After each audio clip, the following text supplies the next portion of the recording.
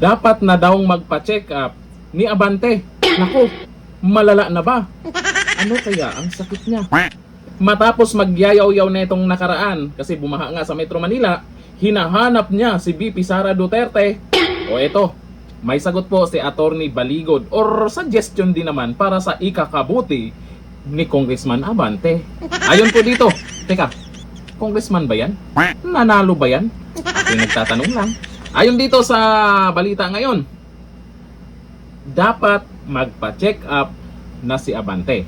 Ito ang patutsada ni Atty. Levi Baligod kay Manila 6th District Pastor Benny Abante Jr. matapos nitong hanapin si Vice President Sara Duterte sa gitna ng matinding pagbaha sa NCR at ilang bahagi ng Luzon. Ito ang sabi ni Atty. Baligod.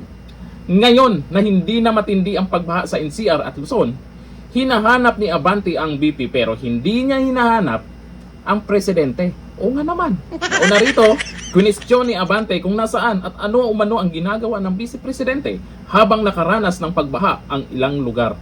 Pansin ko lang ha, doon sa mga nabahaan, may mga nag-ikot nakaraan, nagbigay ng ayuda, tumulong sa mga nangangailangan ng tulong, parang galing sa Office of the Vice President yun ah. Kailangan pa bang nandun ang Vice Presidente? Si Junior, ano yung ginawa? Ibang-iba talaga nung panahon ni Duterte, no? Ito yung hinahanap kasi ng mga tao ngayon. Kasi noon, parating pa lang yung bagyo, nakahanda na. Kung ano yung gagawin, saan tatama yung bagyo, may nakaabang na, may mga rescuer na, may mga pang-ayuda na, lahat nakahanda na.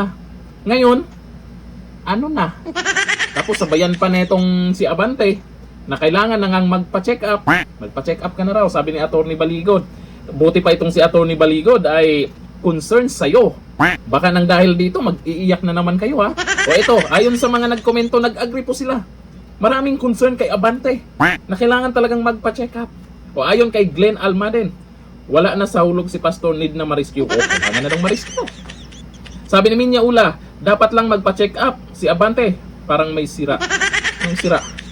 Sabi ni Sandy Alikino, pa-check up, di na kayang mahil ng doktor yan. Ako malala yan. Ito sabi ni Roxanne Alcantara, hindi lang po yan nakainom ng gamot niya. O, ang daming concern sa'yo, Abante. Mahal ka talaga ng taong bayan. Taong bayan yung lagi yung sinasabi. O ngayon, daming nag-agree dito kay Atty. Baligod. Maraming concern kasi sa'yo. Kaya magpa-check up ka na.